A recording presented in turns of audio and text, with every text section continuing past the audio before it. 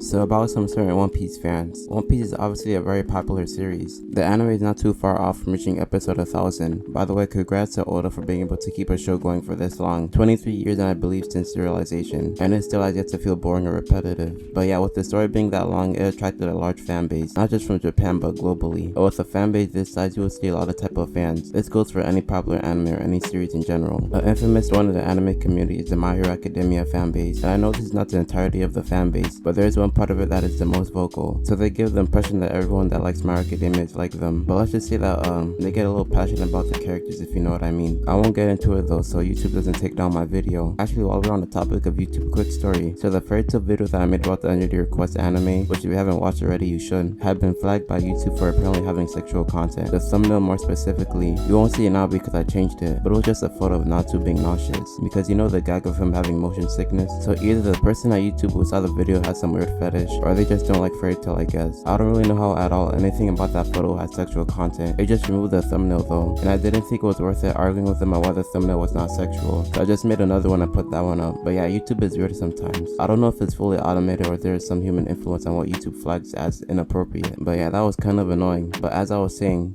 there's quite a few types of anime fans, and in the One Piece community, the situation is no different. I mean, for the One Piece fan base, I would say the most vocal will be the one trying to convince others to watch the series. And to be honest, I'm probably part of this group. I tell all my friends to watch the series so much to the point that we make jokes about it. And some have watched it and love the series while others just have not tried it yet. But this part of the community is not what I wanted to talk about today. It is actually one that's a lot more niche. And I had seen someone in this category a few weeks ago or so. One that I was kind of aware of but never really thought about them. Because it just sounds so weird, I never thought it was actually a thing. Like a myth you could say. It was the people who like the series and say it's one of their all-time favorites, but then also say that they skipped an arc or 2 or 3 even. And I'm not talking about some random filler arcs. I mean arcs like Thriller Bark that have huge importance to the story. Now I hope to think that the guy I met was just on the extreme side of this category, because I kid you not, yeah, I admitted to skipping at least 400 episodes of the series. So I decided to talk about this in today's video. Before I get into it though, remember to like and subscribe for future content. Alright, continuing with the guy that I met. When I asked him about why he skipped these arcs, he said this, that they were boring, and that's pretty much it. He said he watched around the first 5 episodes and decided that they were boring and skipped to the next arc. And I mean, I guess it is okay to find it kind of boring at the start, because I myself had thought One Piece was kind of just normal at the start, but at like Arlong Park, which is around episode 30, is when I got hooked onto the series. That point going forward was when I really started to like the series. So I can't imagine how someone could watch a series for that long and still find it boring. Like if you're that far in, I think you gave it more than a fair shot. Not all shows are for everyone, and if you do not like a certain show, there's nothing wrong with that. I told all my friends all the time before they had tried out One Piece that if they didn't find any interest past Arlong Park, because from what I know that's usually when people start really gaining interest in the show, that they should just drop it. If after that arc you still can't find any enjoyment in the series, just stop watching it, because it makes no sense to continue watching it even after 30 plus episodes you find it boring. Kind of like the 3 episode rule, which I do not agree with entirely. I believe you should give a show a chance, but giving a universal number for all shows is a bad idea, because all shows are just paced differently. Like in One Piece, 3 episodes is nothing. You would get very little of anything in the story in just 3 episodes. That's how I recommend my friends to watch up to Arlong Park. I don't know if the person I met wanted to watch it just to say that they watched it or just to fit in or something, but if you are this type of fan, just stop watching the series. It is fine if you do not like One Piece. It's okay to not like a series. You don't have to force yourself just to try to fit in, and trying to fake it and skip arcs gives you a worse look, to be honest. I would rather have someone give it an honest shot and drop it, instead of being quote unquote caught up when they skipped a lot of this series. Forcing yourself through anything, especially anime, where it is meant to be a source of entertainment, I can't imagine why someone wants to do that to themselves. Just watch what you like, no one really cares that much. It is you watching the shows at the end of the day. That is all I have to say though, so if you enjoyed the video, hit the like button and subscribe for future videos.